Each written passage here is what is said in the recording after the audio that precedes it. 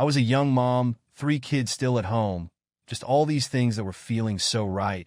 And then 3 days before Christmas, I was diagnosed with breast cancer, and I just derailed.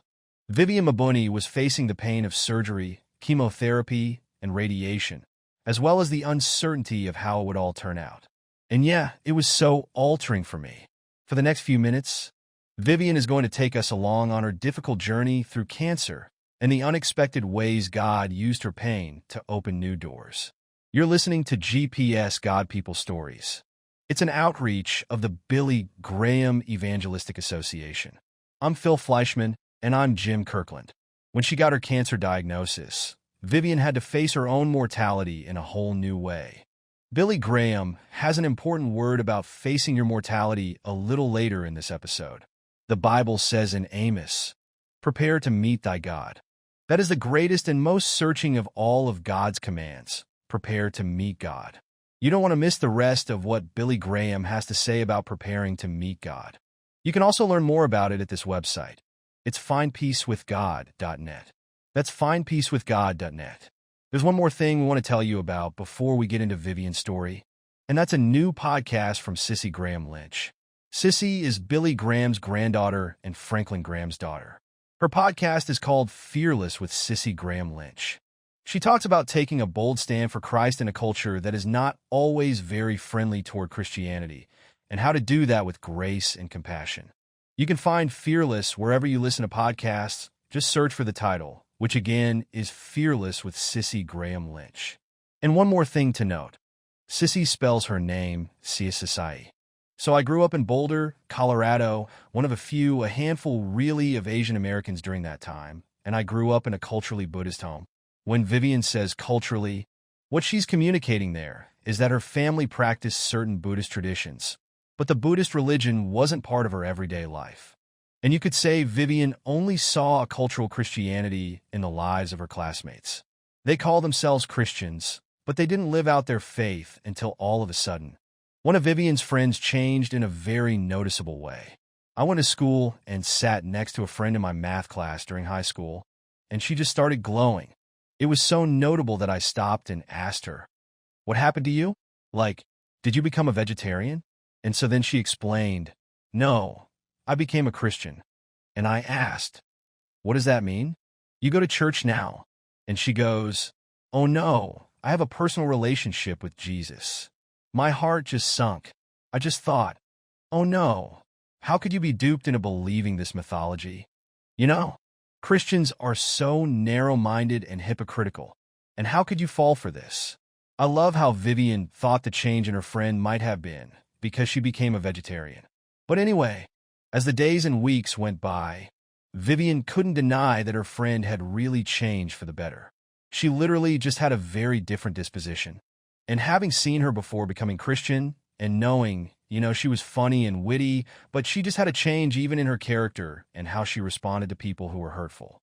I think I saw her, believing and praying and then seeing God answer her prayers.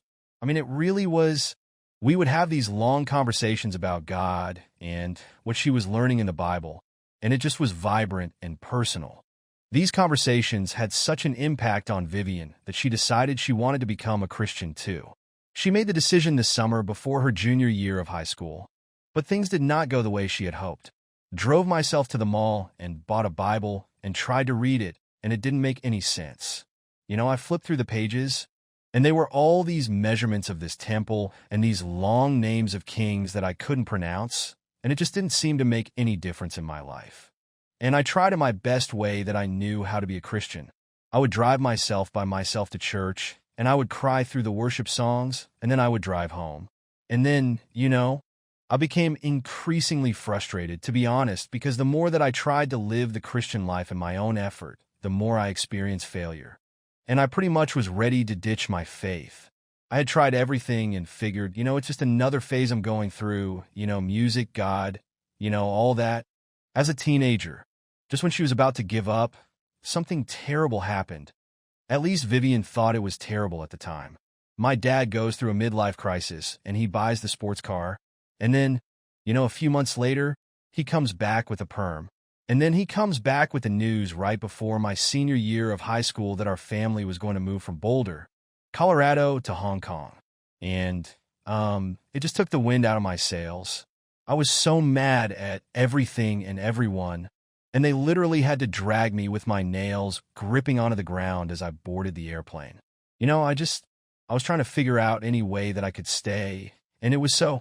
I grew up speaking Mandarin Chinese at home, but in Hong Kong, they speak Cantonese, which is the same Chinese characters but completely different pronunciation. So there I couldn't even communicate. And so it really was a shock to my system, and I was angry. As awful as it was at first, the move to Hong Kong was a turning point in Vivian's walk with God. I remember sitting in Hong Kong on my bed and having one of those prayers where I just was really honest with God, and I just said, I am so mad at you, but in my heart of hearts, I really want to know you. I need a church, I need a youth group, I need some Christian friends, and if you do that, I'll give you my whole life. I'll hold nothing back. And so I think for me, in my relationship with the Lord, it wasn't until I surrendered and I prayed, I will do whatever you want me to do. I'll hold nothing back. But that's when my faith actually became activated. Vivian had seen God answer her friends' prayers back in Colorado. In Hong Kong, she saw God answer her prayers. I got involved with debating in my school because it was in English, and it was shortly after that, and so it turned out that there was a Christian Missionary Alliance church that was down the street from my school walking distance from our flat in Hong Kong, and there was the first place I was discipled, learned to study the scriptures with a group of believers who lived what they believed, and I'm just so grateful every day for that church, the youth group, the friend.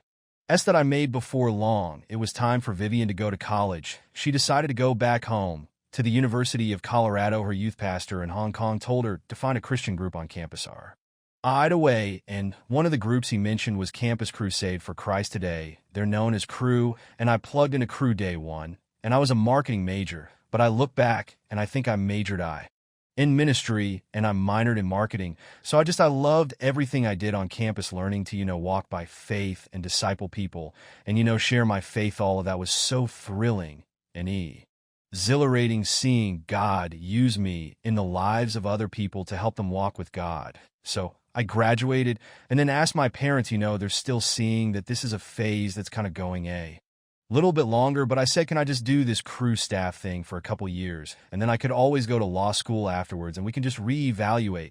And so that 2 years turned to TH.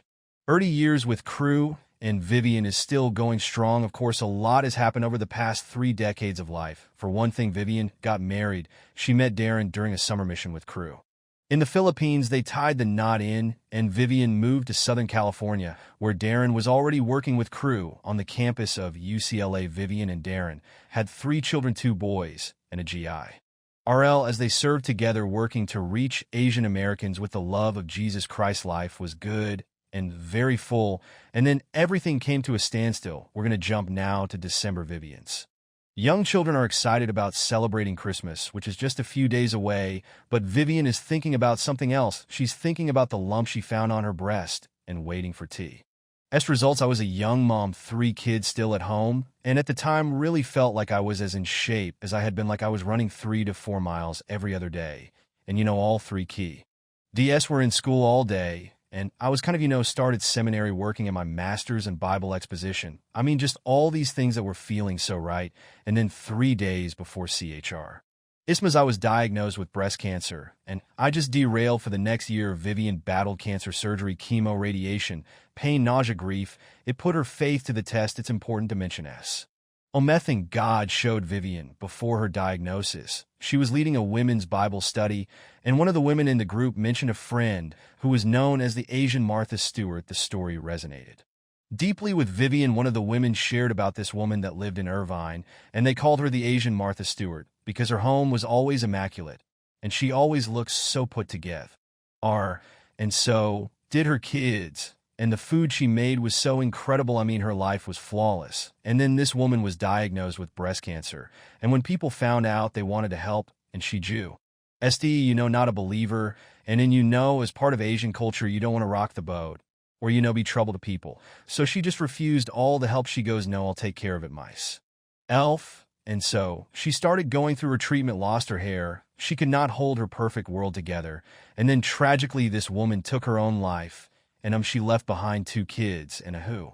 Span and I heard that story, and we're sitting in a food court, and it was like everything froze where God had my complete attention, and it was like, baby, and you do not even know this woman, is Asian Martha Stewart, but you are just like her. You like to be the strong one, you like to help others, but you have a difficult time receiving help from others, and I kind of just nod in my head, and I made a promise to the Lord. I just said, God, I purpose right here, right now. If anything like this ever happens to me, I will let people in. And so this was October, and it changed everything.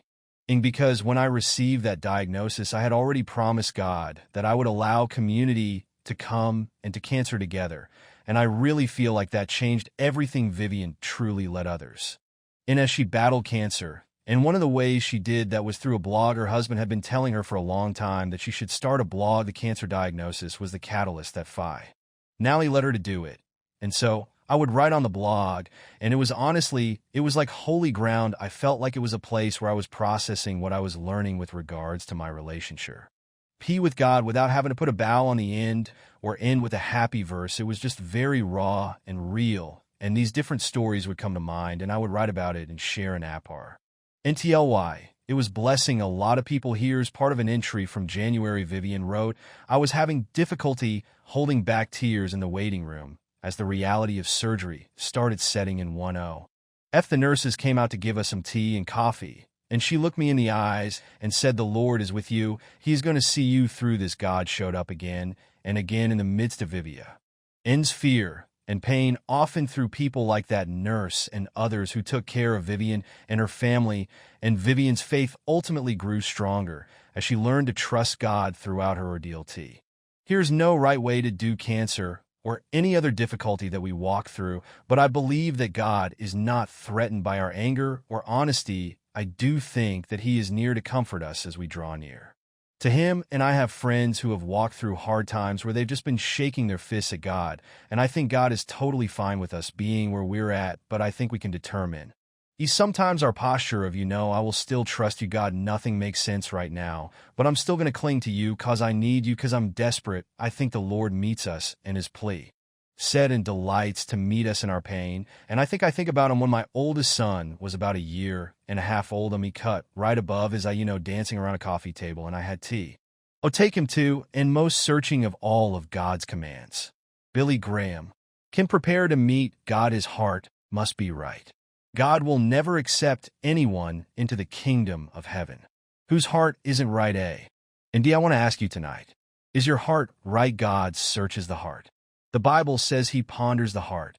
He ponders the heart. I beg of you tonight, if the Spirit of God is even whispering to you, till you give your life to Christ before it's too late, there must be a self-emptying. There must be a self-crucifixion. There must be a repenting of sin. There must be receiving Christ, who died on the cross for our sins. Wouldn't you like to have Christ tonight, who can forgive the past, give you joy and peace in the present, and change your life for the future? He could do it if you let Him. How would you like to hear the rest of that message? It's from Billy Graham's Historic Crusade in New York City. You can find it online at the Billy Graham Audio Archives. All you need to do is go to this website, BillyGrahamRadio.org, and then look for the archives. Once you're there, search for the title, which is Heart Disease again, BillyGrahamRadio.org. Click on the archives, and then search for heart disease. Vivian Mabuni has been our guest on this episode of GPS. Vivian has worked with the Christian Ministry crew for years now. She travels around, speaking and sharing her story. And as we mentioned, she's now an author. Her new book, Open Hands, Willing Heart, is about surrendering to God, something many of us struggle to do. Most Christians, I think, do want to live surrendered. I think that they, for the most part, desire to do. So I think in my own life, where I start to grip on and try to control, often if I peel it all away and I look at what's at the core, I'm not trusting a certain aspect of God's character. Like I either don't think that He's all-powerful, or that He even knows what's going on, or that He's good and that He loves me. So that's where I start to grip, and where He's calling me to let go. I think really begins first and foremost with having an accurate picture of who God is.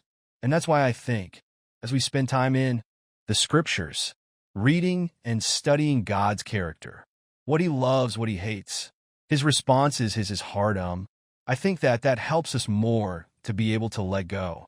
And for those of us that have walked with God for any number of time, the times we have let go, we've seen him come through. And so there's a track record of God's faithfulness when we have chosen to trust him. And I think that we can draw from that. But it doesn't make this next decision of trust any easier, in the sense that it still requires yielding and a willingness and a laying down of our will. What a joy Viviana Boni is. We want to thank her for sharing her story with us on this episode of GPS. And we certainly want to thank you for listening. I'm Phil Fleischman, and I'm Jim Kirkland. GPS God People Stories, it's not ACH, of the Billy Graham Evangelistic Association. Always good news.